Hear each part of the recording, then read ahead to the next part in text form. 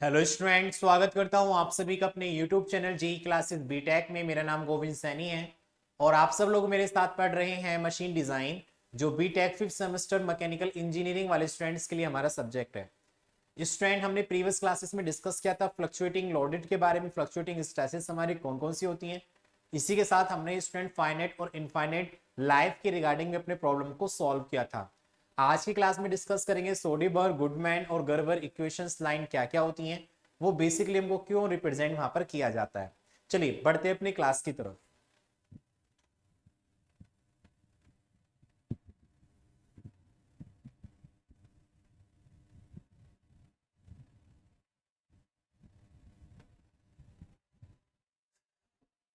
ठीक है, डिस्कस करने वाले हैं यहाँ पर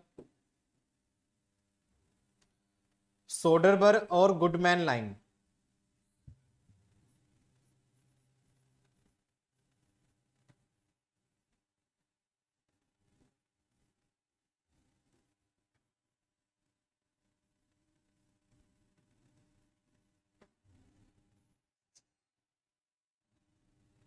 ठीक है, सोडरबर्ग एंड गुडमैन लाइन क्या क्या होती हैं और इनको किस तरीके से यहाँ पे रिप्रेजेंट किया जाता है, उसके रिगार्डिंग यहाँ पर डिस्कस करेंगे।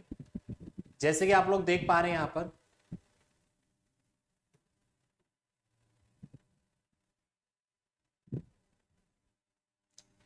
ठीक है, तो सोडेबर्ग और गुडमैन लाइन, ठीक है, ये जो लाइन होती हैं वो बेसिकली हमको रिप्रेजेंट करती हैं कि हमारा जो मटेरियल है वो कितना सेफ है, कितना सेफ नहीं है। ठीक है, तो सेफ को रिप्रेजेंट करने के लिए इनका यहाँ पर यूज किया जाता है।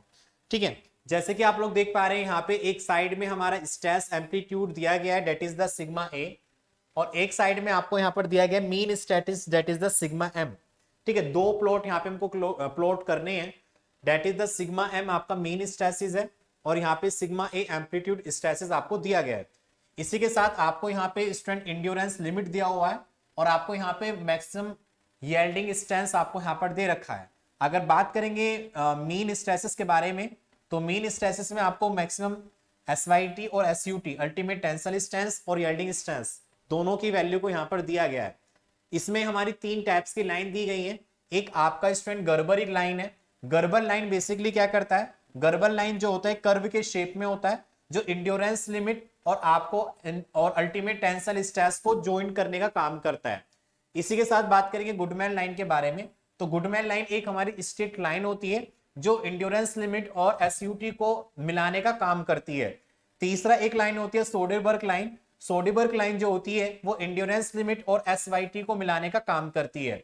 इसी के साथ बात करेंगे एसवाईटी को अपना एसवाईटी से मैच किया जाता है और जिसको यहाँ पे यील्डिंग लाइन के नाम से जाना जाता है। सोडेबर्ग से गर्बर लाइन के ऊपर जो मेटीरियल्स हमारे होते हैं ये आपके फेलियर पॉइंट होते हैं। अगर यहाँ पे लोड की वैल्यू इससे ज्यादा हो जाती है तो मेटीरियल एक तरीके से यहाँ पे हमारा फेल हो जाता है। तो ये जो पॉइंट्स लोग आप लोग देख पा रहे हैं ये आपके फेलियर पॉइंट्स हैं कि इस कर्व से बाहर की तरफ अगर स्ट्रेस की वैल्यू बढ़ जाती है तो मटेरियल हमारा फेल हो सकता है। लेकिन अगर बात करेंगे इस गर्बर लाइन के अंदर अगर कोई भी स्ट्रेसेस हमारी वेरी कर रही है तो वो एक सेफ कंडीशंस में होती है। तो इस सोडरबर्ग और गुडमैन लाइन जो होती हैं वो बेसिकली हमको रिप्रेजेंट कराती हैं कि हमारी जो मटेरियल है या कोई हमारा जो स्पेसिमेन है वो कितना सेफ है, कितना सेफ नहीं है। ठीक है, तो when a component is subjected to fluctuating stresses as shown in the figure, there is a mean stresses that is the sigma m as well as stress amplitude that is the sigma a. It has been observed that mean stress component has effect on fatigue failure. ठीक है, यहाँ पे हमको क्या कह रहा है, fatigue failure को रिप्रेजेंट करने के लिए हम इसका यहाँ पे स्टूडेंट कर्व को बनाने का काम करते हैं। When it is represented in the combination while alternating component, the fatigue diagram for this general case is shown in the figure. Then in this diagram the mean stress is plotted on the abscissa का। ठीक है, जो हमने जो mean stresses है उसको हमने abscissa के रिगार्डिंग यहाँ पे और एक horizontal के रिगार्डिंग इसको यहाँ पे रिप्रेजेंट करने का काम किया है। The stress amplitude is plotted on the ordinate, और जो स्ट्रेस एम्पलीट्यूड सिग्मा ए है इसको हमने ऑर्डिनेट के रिगार्डिंग इसको रिप्रेजेंट करने का काम किया है। The magnitude of sigma M and sigma A depend upon the magnitude of maximum and minimum force acting on the component. When stress amplitude is zero the load is purely static. जब यहाँ पे हमारा stress is zero, ठीक है। The magnitude of sigma M sigma A depend upon the magnitude of the maximum and minimum force acting on the component when stress amplitude sigma A is zero. जब stress amplitude sigma ए की value हमारी कैसी है, zero है, तो उस conditions में बात करेंगे the load is purely static and the criterion of failure is SUT और एसवाईटी। तो उस कंडीशंस में क्या होगा, एसयूटी और एसवाईटी यहां पे रिप्रेजेंट करने का काम करेगा। ठीक है, जब यहाँ पे स्ट्रेस ए की वैल्यू मतलब हमारा स्ट्रेस एम्पलीट्यूड ए की वैल्यू जीरो होती है, तो उस समय हम उस समय इसको ये हमारा जो बॉडी होता है वो स्टैटिक कंडीशंस में हमको देखने को मिल पाता है। ठीक है, चलिए बात करेंगे गर्बर लाइन के बारे में। गर्बर लाइन हमारी क्या होगी यहाँ पे स्टूडेंट,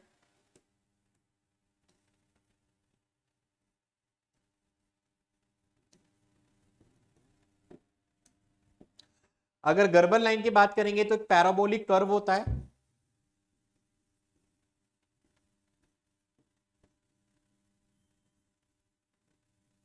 एक पैराबोलिक कर्व होता है जो ज्वाइन करता है S E, A parabolic curve join endurance limit on the ordinate to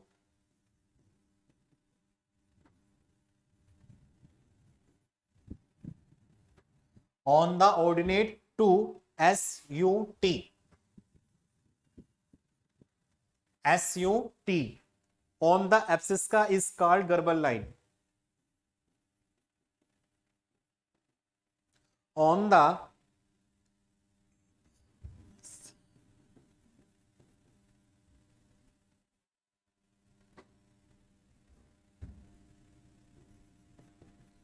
is called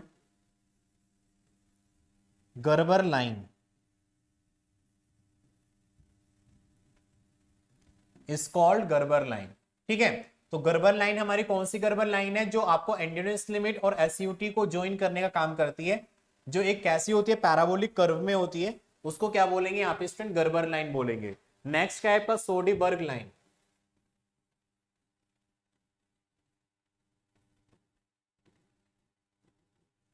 ठीक है, सोडीबर्ग लाइन तो a straight line joining endurance limit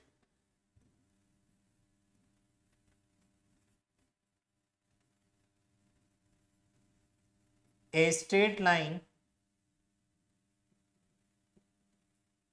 joining endurance limit on the ordinate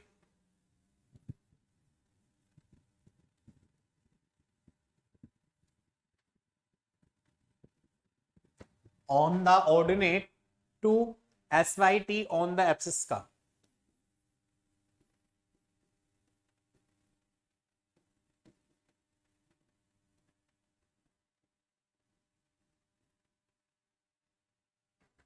On the abscissa is called Soderberg line.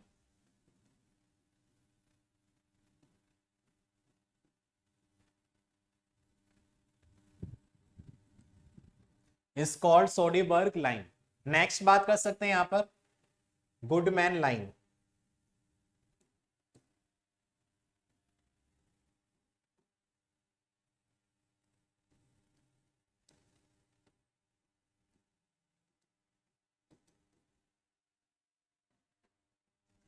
Goodman line क्या होती है, कि straight line joining endurance limit a straight line joining endurance limit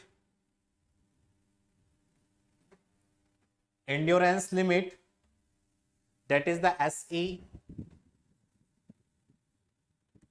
on the ordinate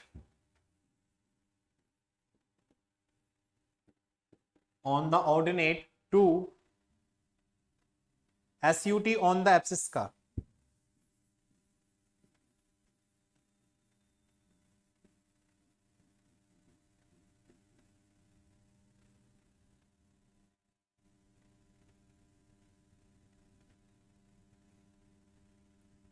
Is called the Goldman line.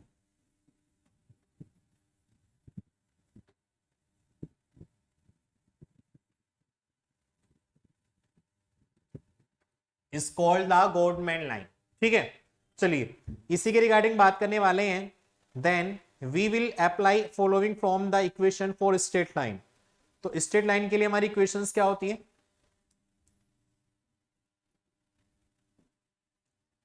तो बात करेंगे यहां पे student, we will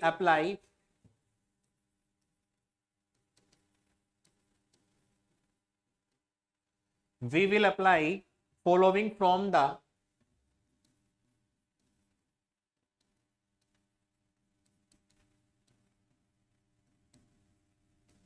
straight line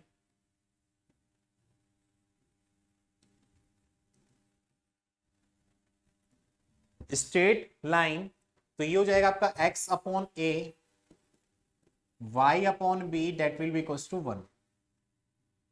straight line के लिए बात करेंगे, ठीक है। नेक्स्ट है आपका where a and b are the intercept of the line on x and y axis respectively. Applying the above formula the equation of Soderberg line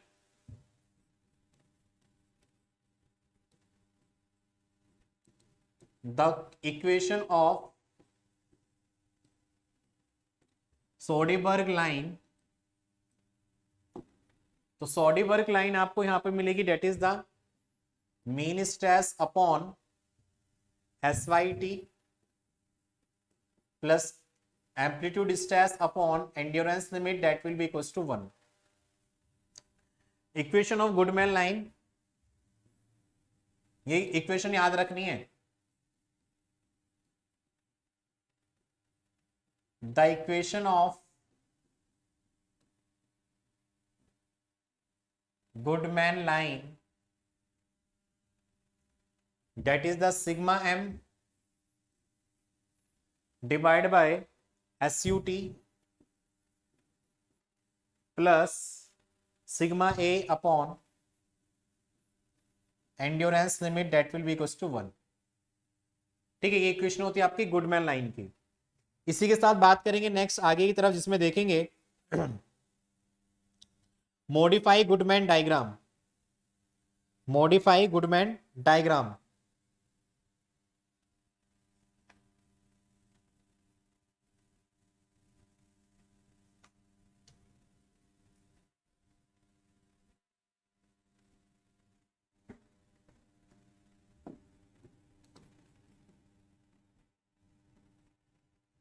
next बात करेंगे मॉडिफाइड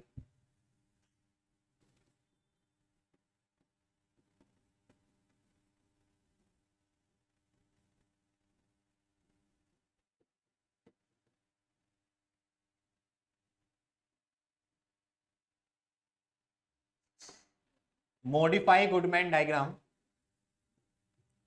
तो अभी हमने डायग्राम के बारे में देखा था, यहां पर endurance limit SYT SUT main stresses और एम्पलीट्यूड स्ट्रेसेस, ठीक है। तो यहां पे क्या था स्टूडेंट,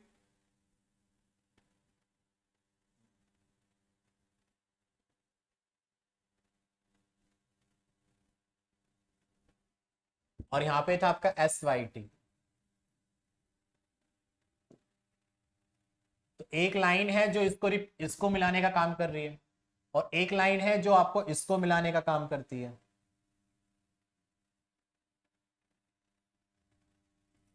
ठीक है, इसको मिलाने का काम करती है।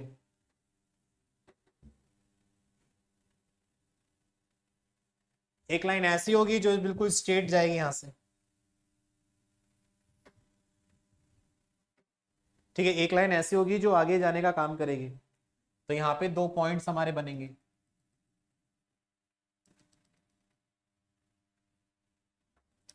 एक पॉइंट आपको यहाँ पे मिलेगा जहां पे दोनों एक दूसरे को काटने का काम करेंगे, that is the point B.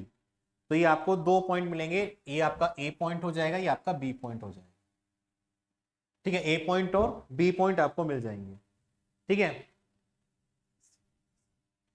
ए यहां पे मिलेगा आपको SA और ये आपको मिलेगा SM। यहां पे जो पॉइंट बनेगा वो आपका X बनेगा।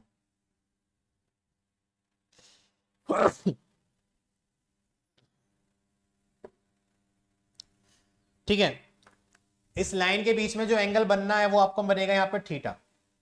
कितना बनेगा? थीटा एंगल आपको देखने को मिल पाएगा।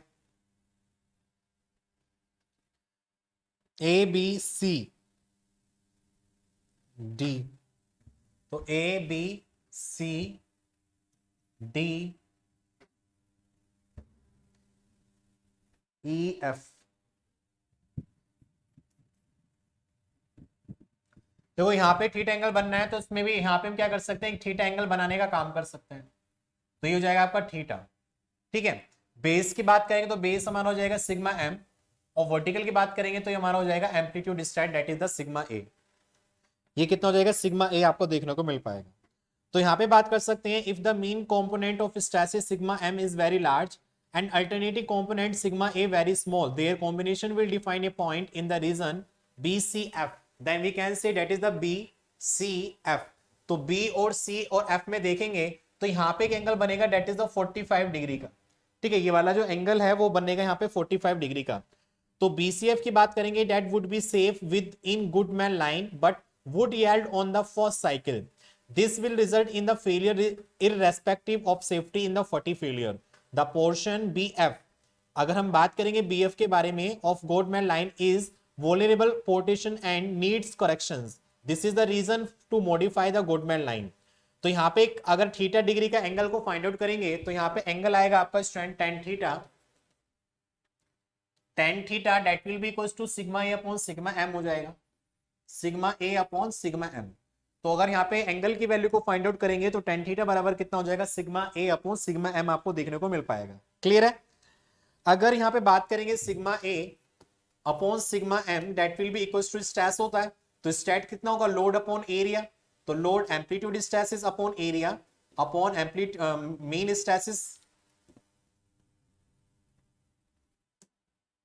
Mean stresses upon area. तो यहां पे आपको मिल जाएगा amplitude stresses upon mean stresses, sorry mean load, amplitude load upon mean load आपको देखने को मिल पाएगा। ठीक है, तो कहने का मतलब क्या है कि sigma A upon sigma M that will be equals to कितना है आपका, P A upon P M है। तो यहाँ पे tan theta that will be equals to कितना हो सकता है, that is the P A upon P M भी इसको लिख सकते हैं। अगर आपको यहाँ पे लोड की वैल्यू पता है, एम्पलीट्यूड लोड और मेन लोड की वैल्यू, तो भी आप अपना यहाँ पे थीटा की वैल्यू को फाइंड आउट कर सकते हैं। Next we can say that is the magnitude of the P and PM can be determined the maximum और minimum force acting on the component। अगर maximum force और minimum force हमारा act कर रहा है, ठीक है, तो उसकी रिगार्डिंग अपनी वैल्यू को फाइंड आउट कर सकते हैं। तो यहाँ पे हम बात कर सकते हैं that is the ten theta that will be equals to bending moment amplitude a bending moment mean stresses that is the M, mean stresses that is the M. तो magnitude of bending moment a और bending moment M can be determined from maximum और minimum bending moment acting on the component, then we can say that is the permissible stresses for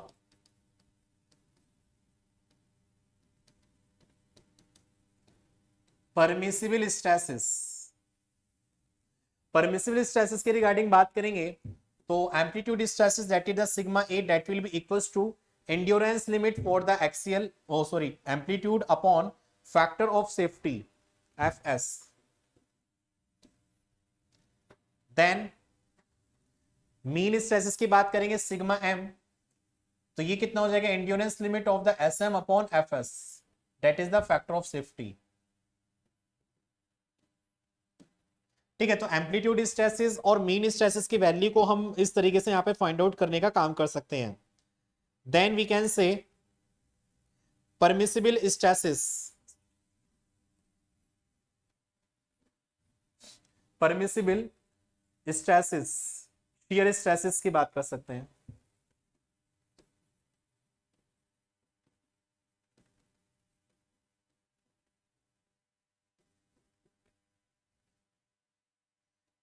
that is the tau A SE upon factor of safety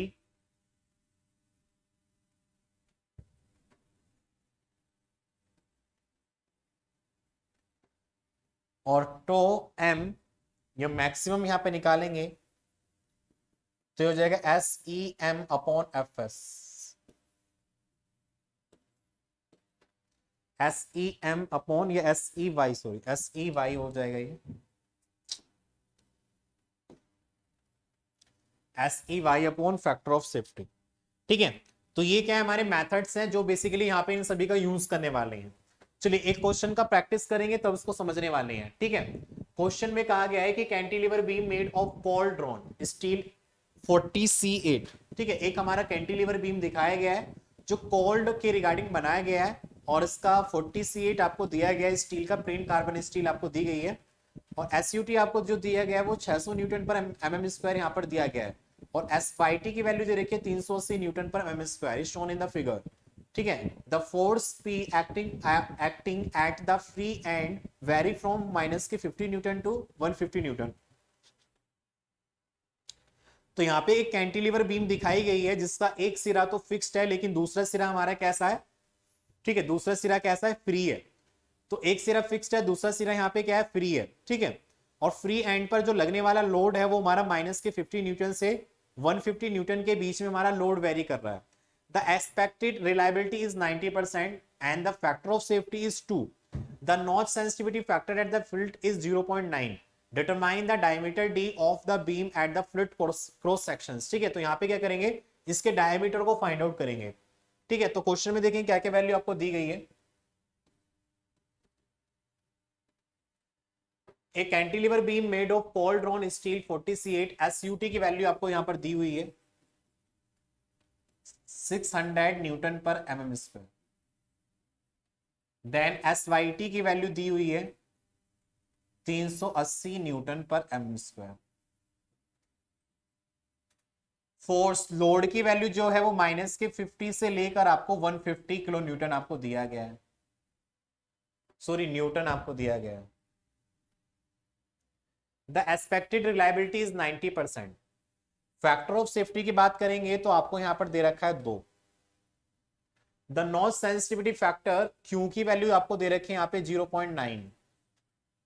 determine the diameter D, और आपको D आपको find out करना है, मतलब इसके diameter को find out करना है।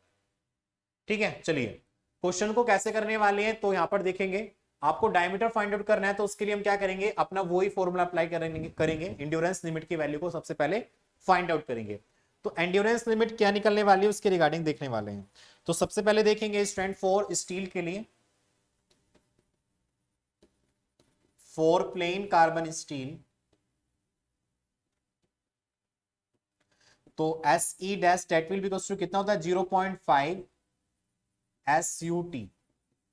कितना हो जाएगा 0.5 SUT, तो ये हो जाएगा आपका 0.5 इंटू SUT की वैल्यू दे रखी है आपको 600, तो 6 पंजे 30 हो जाएगा, 6 पंजे 30, तो ये आपको मिल जाएगा 300।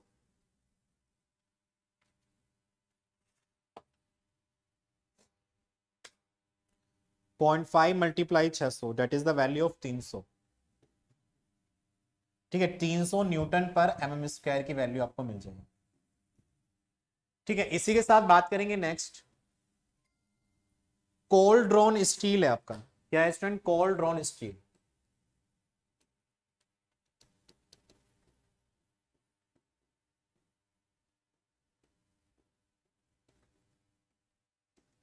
फॉर कोल्ड ड्रॉन स्टील है, तो यहां पे क्या करेंगे, अपने सरफेस फैक्टर की वैल्यू को फाइंड आउट करेंगे।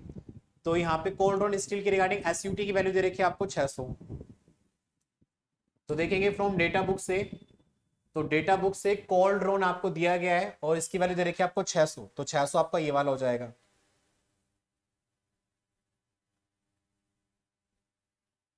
तो 0.6 0.7 0.77 आपको यहां पर वैल्यू मिल जाएगी किसकी, सरफेस फिनिश फैक्टर की, तो 0.77, तो यहां पर वैल्यू मिल जाएगी आपको 0.77। के ए की वैल्यू आपको मिलेगी 0.77। ठीक है, सरफेस फिनिश फैक्टर की क्या करेंगे, बात करेंगे सरफेस फिनिश फैक्टर आपको क्या होगा। तो सरफेस फिनिश फैक्टर के लिए एज्यूम कर लेते हैं क्योंकि डायमीटर हमको नहीं पता है, तो एज्यूमिंग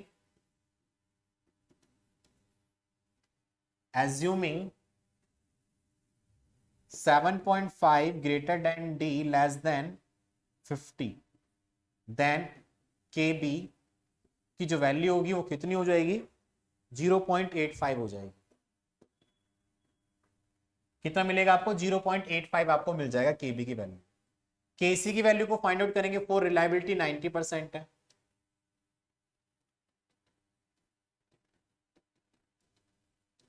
नाइन्टी परसेंट दे रखा है, तो केसी की वैल्यू भी हम अपना डेटा बुक से फाइंड आउट करेंगे।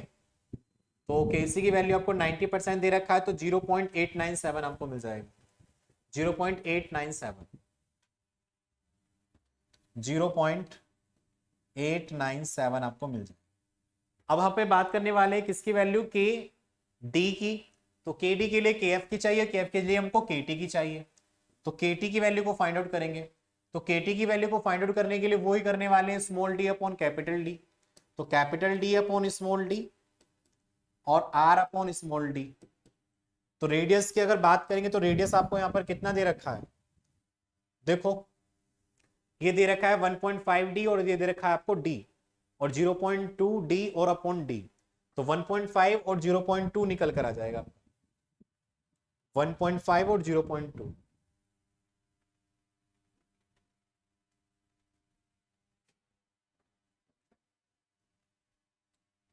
1.5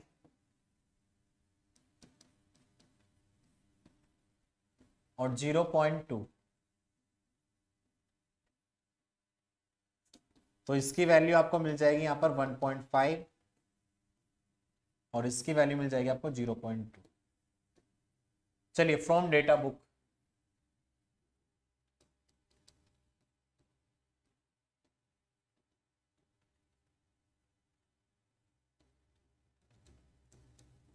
केटी की वैल्यू को फाइंड आउट करेंगे 1.5 और 0.2।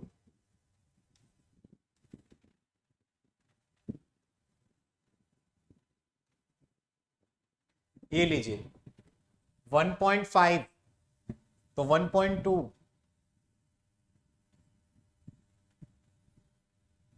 तो 0.2 तो ये हो गया और 1.5 आपका ये वाला हो गया।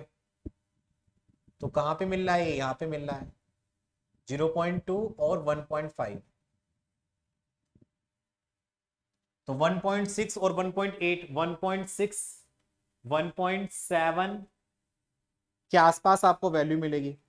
तो केटी की वैल्यू जो यहाँ पे दे रखा है 1.44 दे रखा है, कौन सा दे रखा है, तो ये आपको मिलेगा 1.67।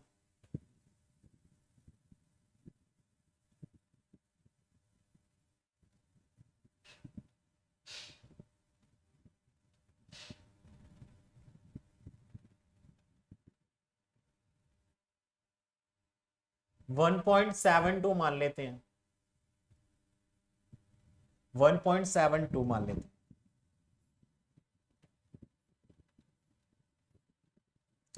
तो ये वैल्यू मिलेगा आपको 1.72।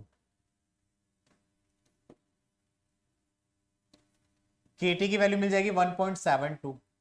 अब के एफ की वैल्यू को आपको निकालना है। तो के एफ हो जाएगा 1 प्लस के क्यू के टी माइनस के 1, 1 प्लस के क्यू की वैल्यू आपको क्वेश्चन में दी हुई है कितनी, 0.9 दिया हुआ है, और 1.72 माइनस के 1। तो के एफ की वैल्यू आपको मिल जाएगी कितनी, तो ये हो जाएगा 1.72 माइनस के 1 मल्टीप्लाई 0.9, 1 प्लस आंसर, तो 1.648। केडी की वैल्यू को फाइंड आउट करेंगे तो 1 अपॉन के एफ हो जाएगा 1 upon 1.648, that will be equal to 1 divide by answer, तो 0.606। ठीक है, 0.67 मान सकते हैं, 0.607। तो केडी की वैल्यू कितनी है, 0.607 आपको निकल कर आ जाएगी। ठीक है, चलिए अब हम क्या करेंगे, एंड्योरेंस लिमिट की वैल्यू को फाइंड आउट करेंगे।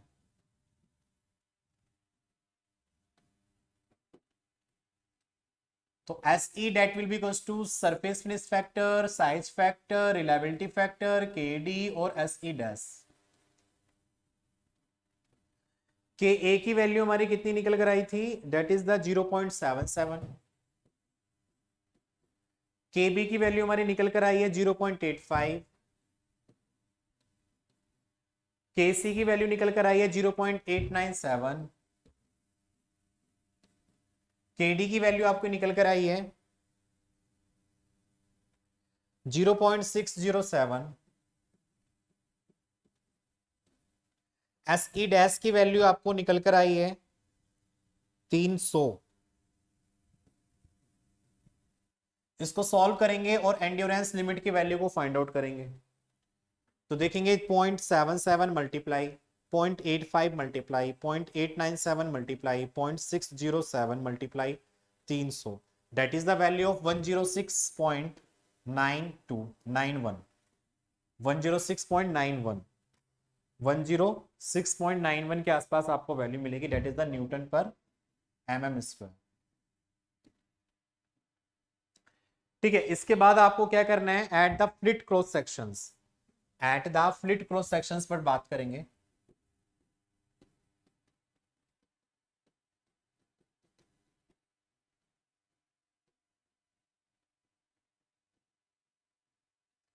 Eight the fillet cross section, देखिए यहाँ पे फ्लिट के क्रॉस सेक्शन, यहाँ पे हमारा जो फ्लिट लगा हुआ है इसके अगर हम बात करेंगे तो यहाँ पे क्या कर सकता है, ये बैंड कर सकता है, यहां से मुड़ने का काम करेगा और यहां से ये टूट जाएगा। क्या करेगा, टूट जाएगा। तो मैक्सिमम बेंडिंग यहाँ पे हम निकालने वाले हैं, मैक्सिमम बेंडिंग यहाँ पे निकालने वाले हैं। तो लोड की वैल्यू कितनी है मैक्सिमम के लिए 150, और डिस्टेंस कितना दे रखा है 100 दे रखा है। तो 150 इंटू के 100 निकालेंगे, मिनिमम बेंडिंग मोमेंट निकालेंगे तो मिनिमम लोड लग रहा है माइनस के 50 और डिस्टेंस कितनी है 100, तो माइनस के 50 इंटू के 100 तो माइनस के वैल्यू निकल कर आएगी। ठीक है, तो उसके रिगार्डिंग क्या करेंगे, अपना मीन बेंडिंग मोमेंट निकालेंगे और एम्पलीट्यूड बेंडिंग मोमेंट की वैल्यू को फाइंड आउट करेंगे और उसके बाद अपने एंगल की वैल्यू को फाइंड आउट करेंगे। ठीक है, तब आगे की तरफ देखने वाले हैं।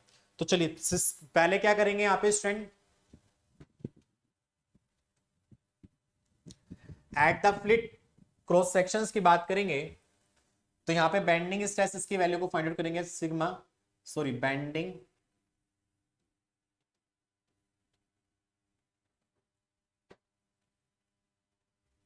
मैक्सिमम की वैल्यू को फाइंड आउट करेंगे। तो मैक्सिमम बेंडिंग स्ट्रेसेस कितना होगा 150, लोड हो जाएगा आपका 150 इंटू के डिस्टेंस 100, तो ये हो जाएगा 15,000 कितना newton metre, sorry newton mm, 15,000 newton mm आपको मिल जाएगा।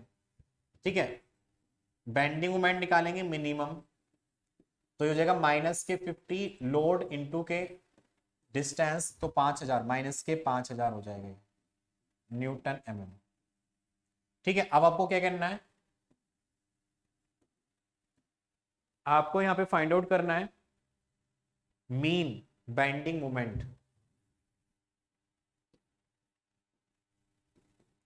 तो 1/2 MB मैक्सिमम, ठीक है, मैक्सिमम प्लस के बेंडिंग मोमेंट मिनिमम,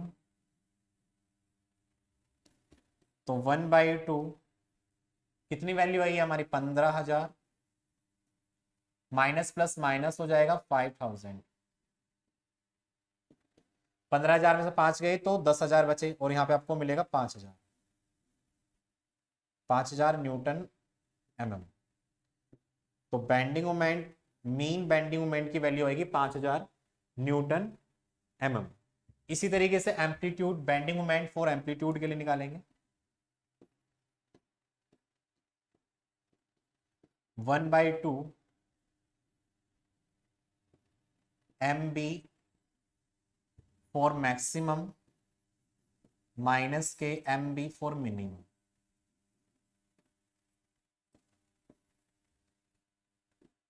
ये हो जाएगा 1/2 15,000 माइनस माइनस प्लस 5,000, तो 20,000 हो जाएगा, तो 10,000 आपको मिलेगा। तो बेंडिंग मोमेंट फॉर एम्पलीट्यूड 10,000 की वैल्यू आपको देखने को मिल पाएगी।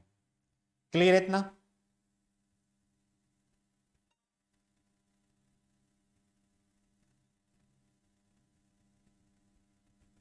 चलिए इसी के साथ बात करेंगे आगे की तरफ, जिसमें देखेंगे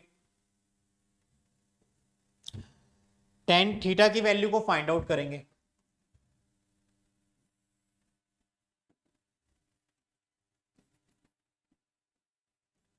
टेन थीटा आपका कितना मिल जाएगा,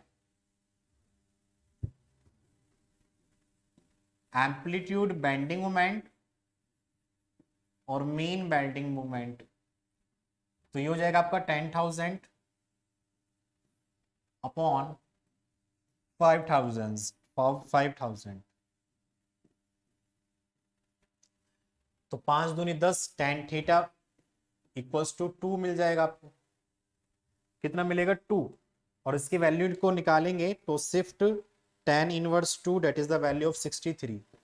थीटा की वैल्यू आएगी 63.45 डिग्री, 63.45 डिग्री निकल कर आएगी।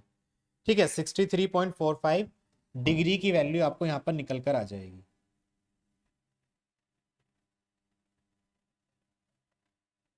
चलिए अब यहाँ पे क्या करेंगे, modify Goodman diagram for this example is shown in the figure.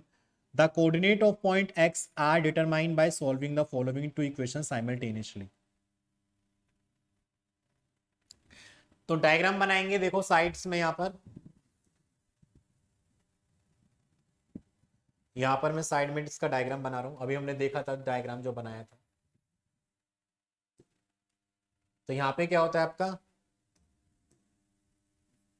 Endurance limit और एस वाई टी,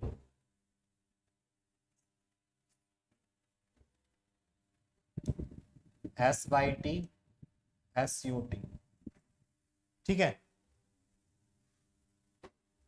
इस वाले लाइन को इससे मिलाते हैं।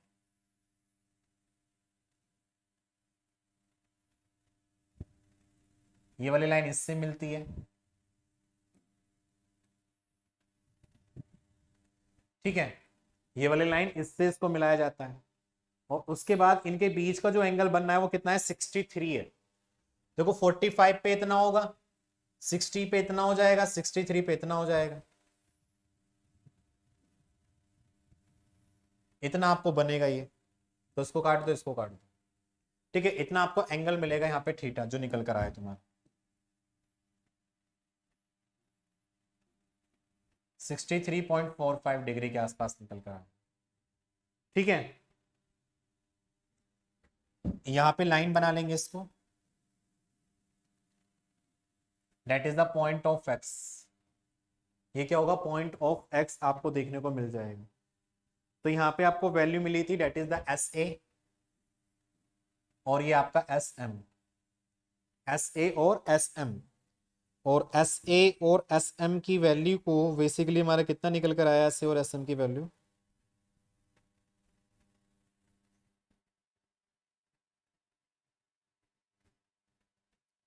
ये कहां से निकलेगी,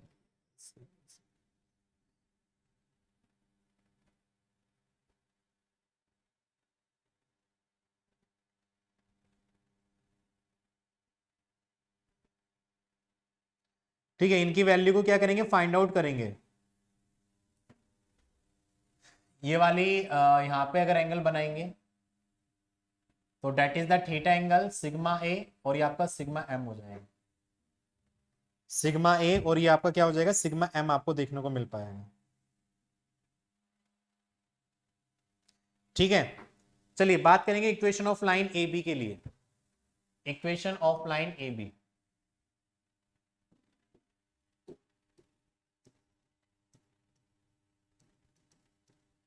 equation of line A B. ठीक है, तो अभी पीछे मैंने आपको बताया था ए बी वाली लाइन,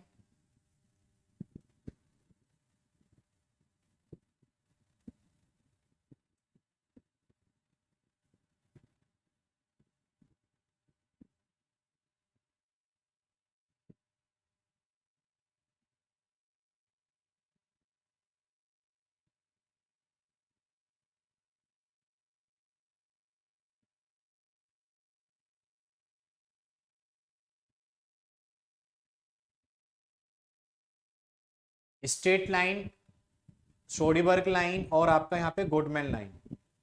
ठीक है, इन्हीं को क्या करने वाले, यूज करने वाले। तो equation of line A B that is the, ये कितना हो जाएगा आपका,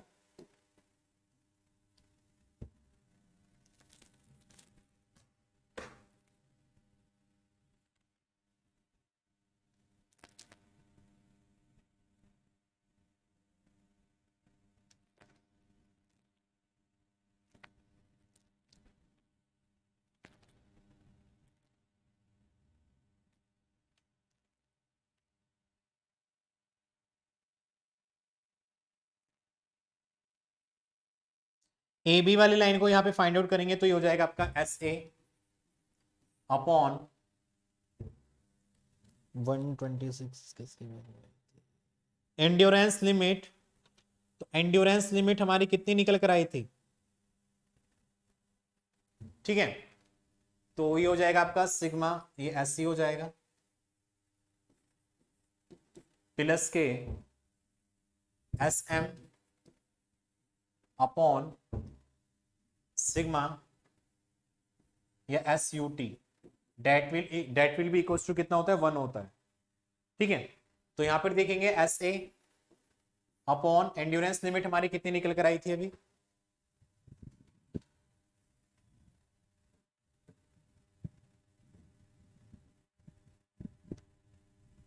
वन 106.91। तो यहां पे रखेंगे 106.91 plus K S M upon S U T हमारा दे रखा है 600, that will be equal to 1, that will be equal to 1। Equation of line O x,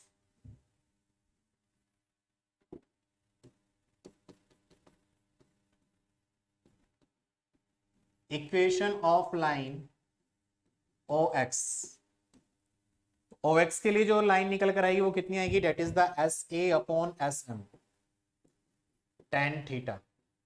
तो थीटा की वैल्यू कितनी दे रखी है, 2 दे रखी है, तो tan theta that will be equal to 2 आपको यहां पर देखने को मिल पाएगा। तो ये कितना हो जाएगा, S A equals to 2 S M हो जाएगा, कितना हो जाएगा 2 एस एम, ठीक है। इसकी वैल्यू कितनी आएगी 2 एस एम के बराबर, मतलब S A upon S M that will be equal to कितना है, टेन थीटा है, और टेन थीटा बराबर हमारा कितना वैल्यू दे रखा, 2 दे रखा है। टेन थीटा की वैल्यू कितनी दे रखी थी, 2। तो इसकी वैल्यू को देखो, इसको इक्वेशन नंबर फर्स्ट मान लेते हैं, ये इक्वेशन नंबर फर्स्ट हो जाएगा, ये इक्वेशन नंबर आपका सेकंड हो जाएगा। Now putting the value of S A in equation number second,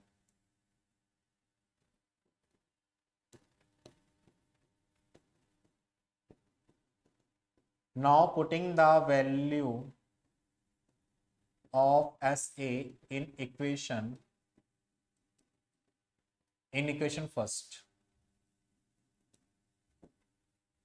in equation first,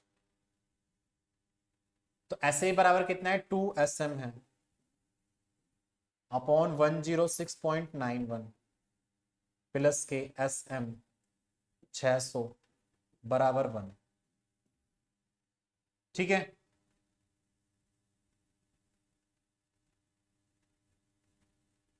इसको सॉल्व करना है तुम्हें,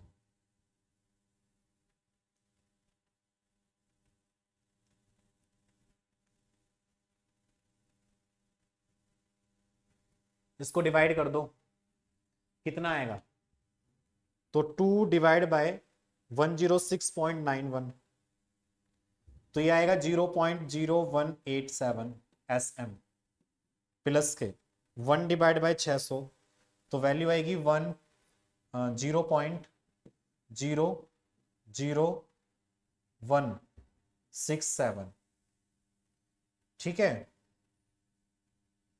ठीक है। SM इक्वल्स टू 1, SM मैंने यहां से कॉमन ले लिया तो अंदर बचेगा 0.01, ये दोनों को ऐड कर दो कितना मिलेगा, प्लस 0.0187, तो वैल्यू मिलेगी 0.020367 that will equals to 1, SM that will be equals to 1, SM बराबर 1 से इसको डिवाइड कर दो तो आंसर मिलेगा 49.09, SM की वैल्यू मिलेगी आपको 49 के आसपास, ठीक है। अब now putting the value of SM in equation number second, now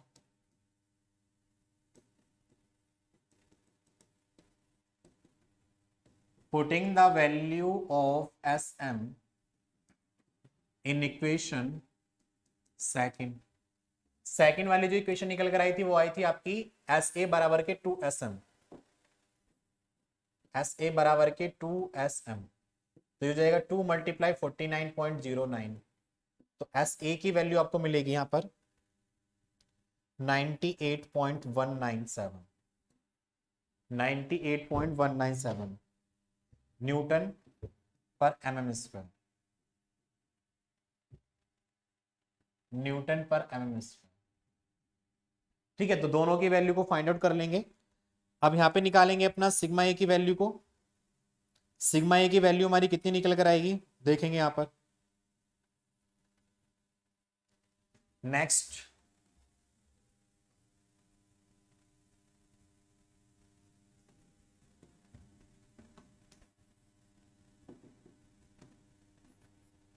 ठीक है, नेक्स्ट हम फाइंड आउट करेंगे यहां पे student sigma A S A upon factor of safety.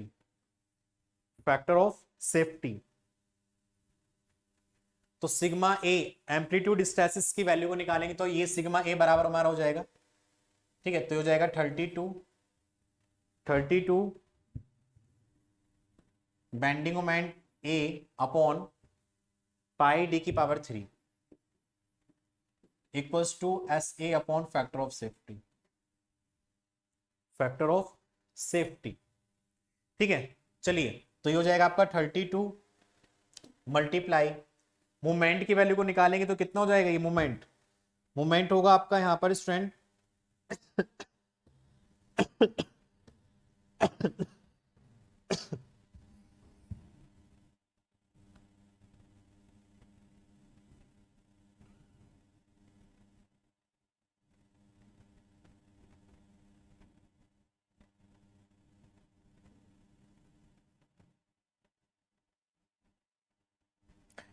Binding moment की वैल्यू कितनी आएगी, ये हमारी निकल कर आई थी 10,000। ठीक है, इसकी वैल्यू निकल कर आई थी 10,000 डिवाइड बाय पाई डी की पावर 3 और एस ए की वैल्यू अभी निकल कर आई है हमारी कितनी, देखो यहां पे